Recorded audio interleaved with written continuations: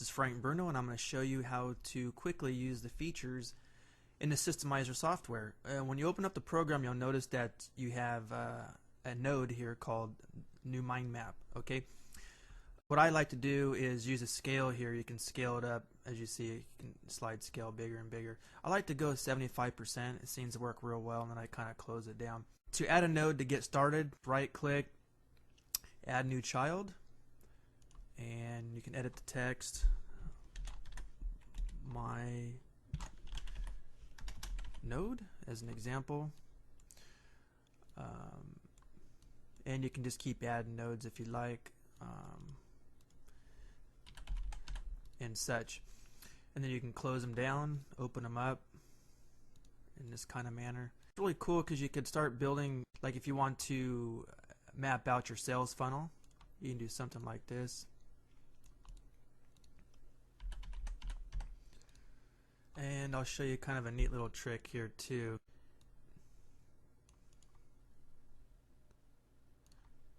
To build a sales funnel, you can copy this, paste it there, and you can do something like that, and it's pretty cool. And you click edit, undo there. It gives you, you can put two nodes into one by doing it. It's kind of a trick I actually stumbled across myself, but it comes in handy if you want to do something like that. New node, and you can just do something like that. So that's how you do the node part as far as adding new childs and whatnot. If you want to add some elements in there, you can add a link. Google, and you notice the little green arrow right there, you just click on it and it'll come right up to Google. You can also browse your computer and put anything that you want in there. Just click on the file type, and what will happen is that when you click on the green link, it'll take you right to your file. So if you link to a text file, it'll open a text file. If you link to a PDF, it will open your PDF, and so forth. If you want to add a note, you just put my note, and a little notepad will appear here. If you want to open a note, just click on it and your note will be right there. And it's pretty self-explanatory everything. If you want to add an image, you just browse to your image where it's at. Let's do this for a quick second here. Let's do this. Let's put Friday in there. Boom, you got Friday in there. You can put any image that you want. You can put videos in there. Same thing, you browse to your video. It could be WMV, MPEG, or AVI. And also, I want to show you this too, is when you put an image in there, you'll see a little image tag here. It shows you the path of the image, as you see. But if you click on the A standing for the text, it'll show the text instead if you'd like, and you can switch back and forth. You can click on image and text. Well, when you insert a video, it'll do the same thing as an image, and your it'll be a little video icon over here, and you can actually play the video in the node, so that you can switch back and forth. You can go your text, you can go image, and then click on the video, and the video will open up, and the node will stretch out to the size of your video, and you can click play and play. It's pretty cool stuff there. And insert multiple files, which is pretty cool. You can add a list of files, as you see here.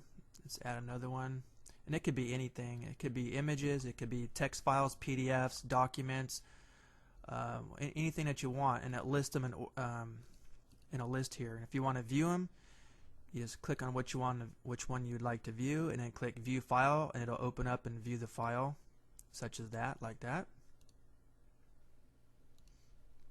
and so forth. And you could also add more, or you could remove them.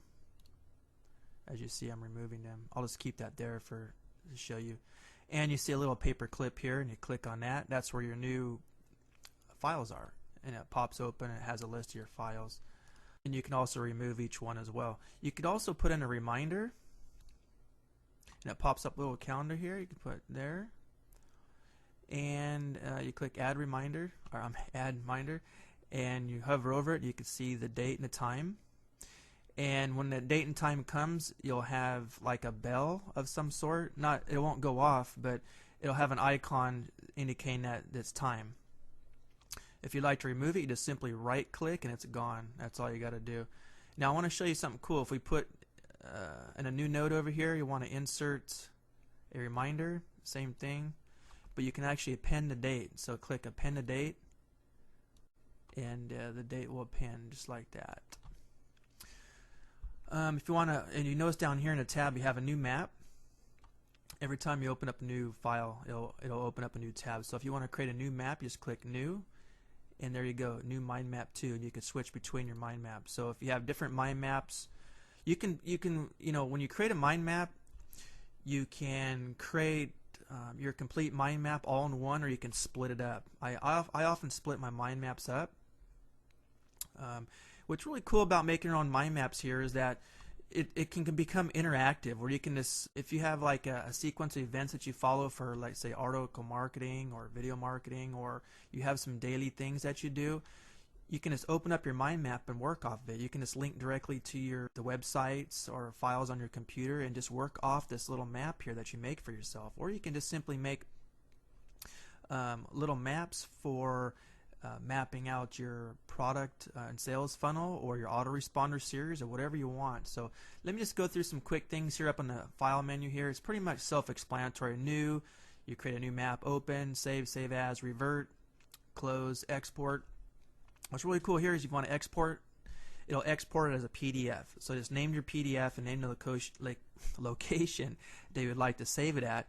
Your mind map will be created on a PDF file. You just open the PDF and your exact map will be shown on your PDF file. And it's really cool. You can give it to your outsourced workers. You can give it to clients. You can do whatever you want with it. Post it online. And you could also import as well. Now, importing is basically you're importing a directory structure. So if you have some articles in a folder on your desktop, for an example, you would scroll to it, click on the folder that you want. And of course, this is not a article directory here, but what will happen is that it'll import your whole folder structure where all your articles are located. So let's say you have 20 articles in a folder, and they're all in a Word document or a text file, whichever one. You can browse the location, click, and then click import. I'm not going to do this here, but you click import, and it'll actually import and make the nodes themselves. Each article will be a node, so you can click on the links and it'll take you to your document. You can print and then quit, just closes the whole program down. So let's go to edit. Let's go here, edit. Undo, so if you add a new child, you can click undo, it's gone, or you can click redo, it appears back up. You know, cut, copy, and all this. Now, let me show you about a copy single. So if you have, if you want to copy this node, you can click copy single, and click on that one and click paste. It always goes in the same exact location, so you go like that, boom, copy a single node. Versus if you copied this and click copy, paste it over here, you would get the whole structure along with it. So that's the difference between the two. And you can obviously remove the node as well. And view, you can zoom in, zoom out, zoom to fit page, whatever you want. I like to keep it at 75%. Insert, same thing, new child, new sibling, new parent. And all the functions in the navigation menu. As with the right click, you can add notes, images, videos, files, hyperlinks, and the calendar. Okay, in format, this is where you can kind of play around with the nodes, different styles of the node for the text or the outline, or the link style, which is the little connector here. So node font, it's pretty self-explanatory. Just click bold like that. Now it's bolded. Node style. The text color, you can choose to red. It changes the text to red. And a border thickness, let's say, watch the border over here. It's the upper left hand corner. You can change that to 5. It'll change 5, 5, 5. And click OK, and it'll change it and such. Link, and you can also change the link style here. Which change that to blue. I like to use it sharp linear. It seems to look pretty cool, and you can change that. You can put like 3, and it won't change until you move it. Actually, there you go, like that, and it changes the link style.